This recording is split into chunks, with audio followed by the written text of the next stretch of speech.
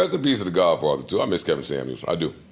And I'm saying it. I don't know why niggas be scared to say it. I miss that nigga. These other niggas, when they put the suit on, it don't hit the same. Not at all. They be trying it. I don't have it. Did I tell you he wanted to work with me? Did I tell you he wanted to work with me? Who? Kevin. Has he ever met you? Well, why you? Yo, this nigga is a you bitch. What were you guys gonna work on? You fuck. So it was like January of like I had a very specific opinion of Kevin Samuels that was not positive. Okay, I just want to be clear on that.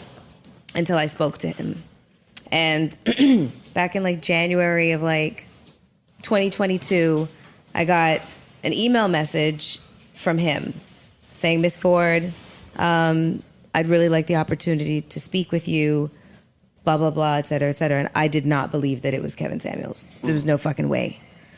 So I had to answer, or like have my people answer for me. Sure. It really was fucking him. And so he arranges like a Zoom meeting and whatnot. And so I got on the Zoom and there he is. I was like, oh shit, it's really fucking him. I couldn't figure out for the life of me what he wanted from me.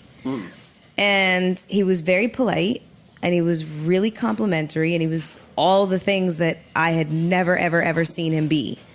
And so I was like really like intrigued because by his standards of high value woman, if Beyonce's an 8, she wasn't an 8 in value. She was an 8 in looks to him.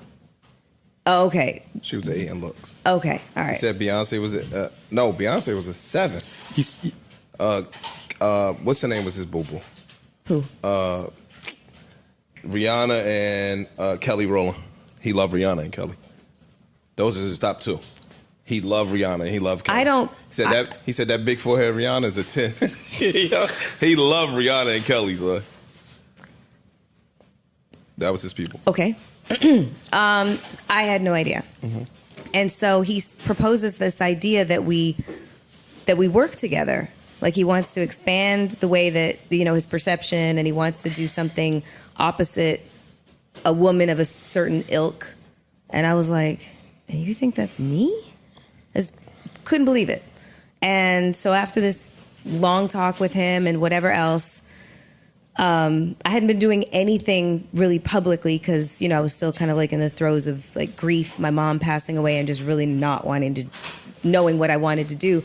And so I'm thinking about his offer for weeks, and I'm putting it past everybody whose opinion I give a shit about. And it was really 50-50. Women were like, hell no, fuck no, don't go anywhere near him. And men were like, you should absolutely 1000% do it. And I was so massively conflicted. I cried for weeks. You cried? Yeah, well, that's how I deal with conflict, is I cry. Shut up, Vern. Really, Vern? Oh, shit. Anyways. So after you cried? So after I cried, I speak to him. Like, I'm sorry. You walk away for 2 seconds and you get prolapse and tears. Oh, no. Go ahead. After you cried for a week. She cried because Kevin wanted to do a show with her. All right, please continue. I was conflicted. And that's how I deal with conflict. Sometimes. Not these days. Anywho. So I just let him know when I finally spoke to him again, I was just like, thank you so much for the offer, but I just don't think the timing's right. And I thought he was going to be like, all right, then fuck you then, bitch. But he wasn't. He wasn't like that at all. He was, shut up, Corey.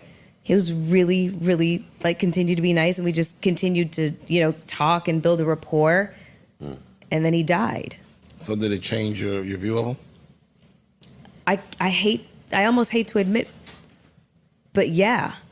Dog, when you first came on the Joe Budden podcast in Park's basement, you remember that? Mm-hmm. You said you were a massive fan of Kevin Samuels and that you agreed with a bunch of his stuff, even though he... I did not say I'm a massive fan, but I said that there are things that he says that I do agree with. Not everything, not the complete and total ideology, but, you know, it's very much a... I ain't gonna hold you. Wasn't stupid. When you got somebody, you gotta get them. Why? Like, you don't never let the boat... You're crazy. I let the boat sail a lot. When you got be in the somebody, Hudson rowing. You gotta get them. That's not true. Yeah, you remember what you said 4.5 years ago, right? That's not true. That's not true. Not at all. That's far from true. Well, that was a touching story. You know, I don't remember why I started talking about it. I know but whatever. Yes, Joe said I'll take something it. about him. Yeah, you mentioned. Yeah, Joe mentioned how he misses him. That's it. That was it. So I meant that was me piggybacking off of your fucking thoughtful sentiment, jerk face. We feeling mature